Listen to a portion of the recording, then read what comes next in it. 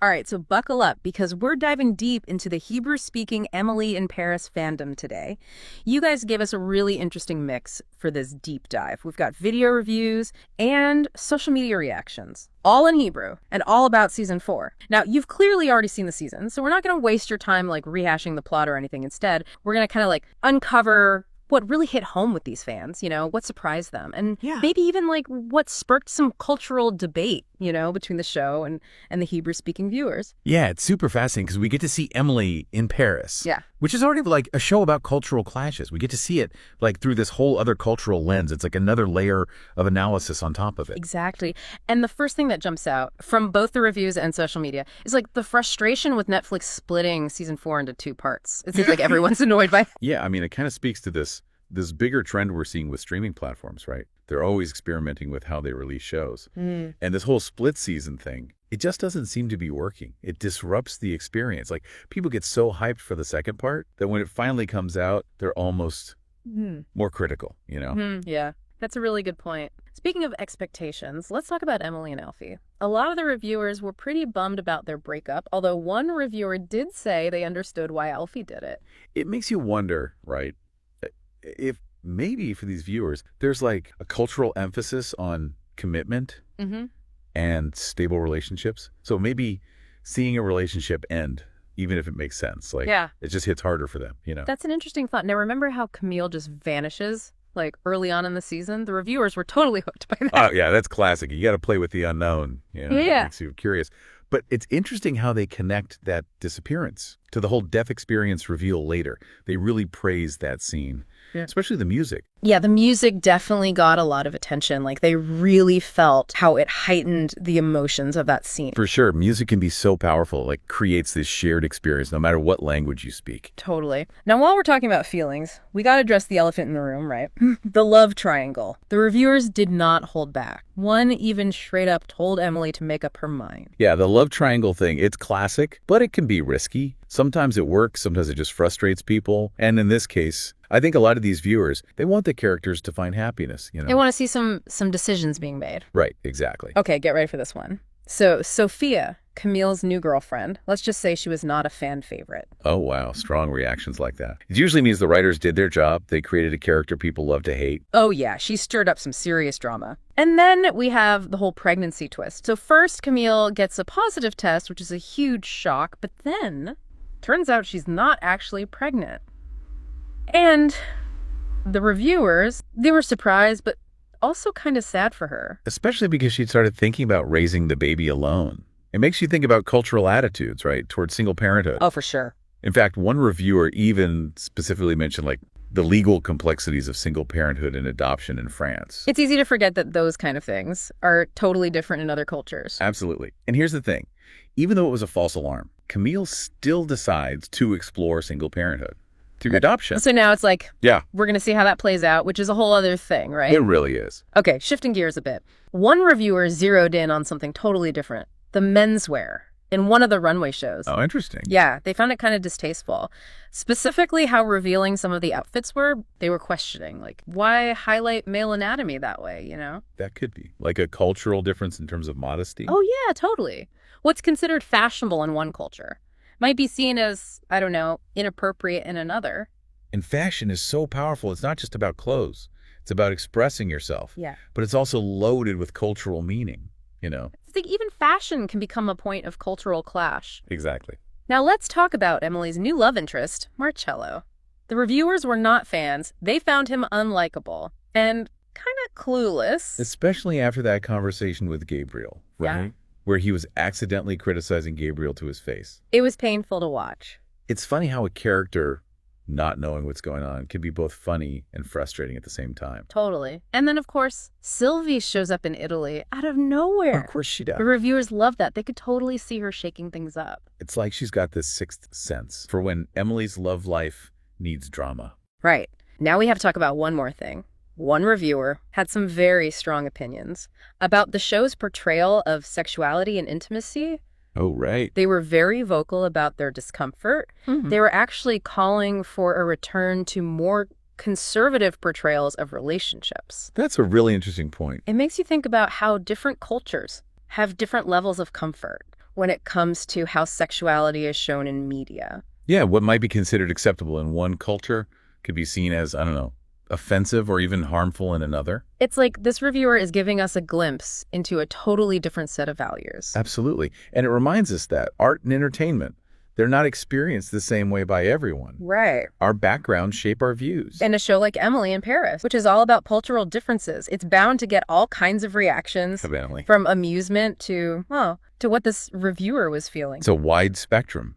And that's where we'll wrap up part 1 of this deep dive into the Hebrew-speaking Emily in Paris fandom. Be sure to join us for part 2, where we'll unpack even more of these cultural clashes and see what other insights we can find in these Hebrew language reviews. You know, this reviewer who had such strong feelings about the explicit content. It's like they're giving us this chance to really think about the cultural values that might be behind their reaction. You know, it's almost like they're showing us a different world where the values and norms might be totally different from how the show portrays intimacy and relationships. Exactly. Like in some cultures, modesty is really important. Yeah. And privacy. And they're very traditional views on sexuality. So this reviewer wanting to see more conservative portrayals of relationship. It suggests they want media that aligns with their values. Right? It makes you think about what specifically in the show made them so uncomfortable. Was it the number of intimate scenes, or like the level of detail, or even how casual some of the relationships were? It's probably all of those things combined. And remember, this reviewer, they use some really strong language, like even expletives and graphic comparisons to express their disgust, you know? Right. So it's not just a matter of personal taste. It's like they feel the show is crossing a line, violating deeply held cultural norms. It's like a gut reaction almost, like the show is challenging their whole worldview. Yeah. And that's what makes this so interesting, right? It's not just analyzing a TV show.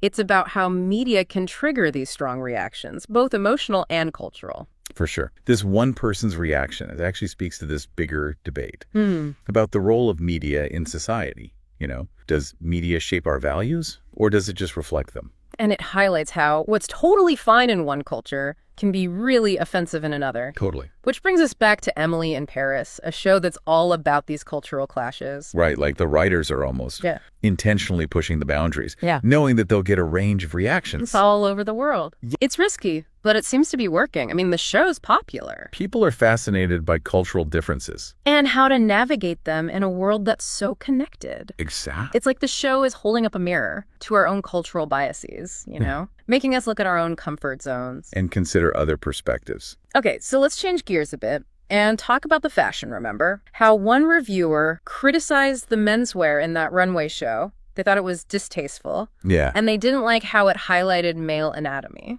That's an interesting point, especially since the show takes place in Paris, the fashion capital of the world, right?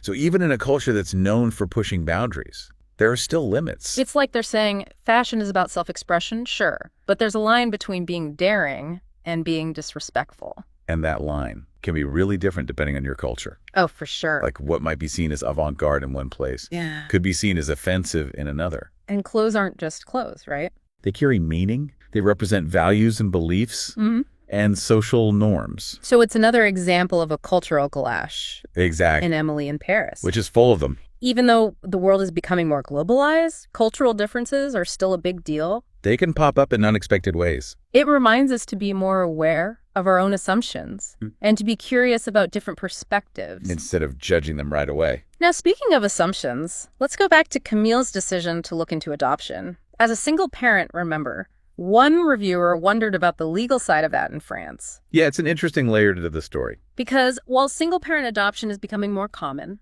in lots of Western countries, the laws and the social attitudes around it can be very different depending on where you are. It's a good reminder that what might seem easy in one country can be really complicated in another. Or even totally unacceptable. We can't assume our own experiences and norms are the same everywhere. There are so many different perspectives and ways of life. And those differences can show up in the legal system, in social policies. And even in how families are structured. It's humbling to remember that. There's always something new to learn. And a new perspective to consider. And that's what makes these deep dives so great. It's not just about getting information. It's about understanding the world better. And having empathy for people whose lives are different from our own. Exactly. And that actually leads us to our next point. Remember that reviewer who wanted to see more traditional values reflected in media. Oh, yeah. They were really passionate about that. What's interesting is you can kind of see that sentiment in some of the other reviews, too.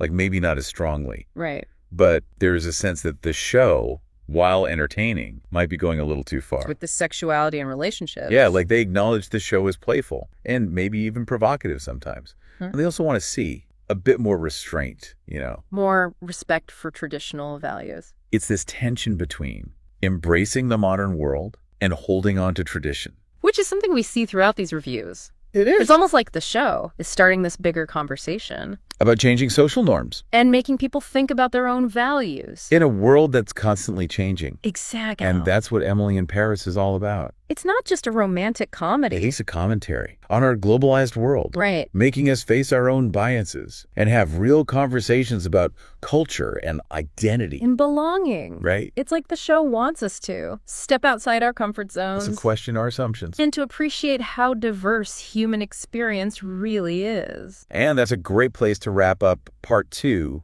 of our deep dive. Make sure to join us for part 3, where we'll talk about those final twists in season 4 and all the fan theories about what's next for Emily.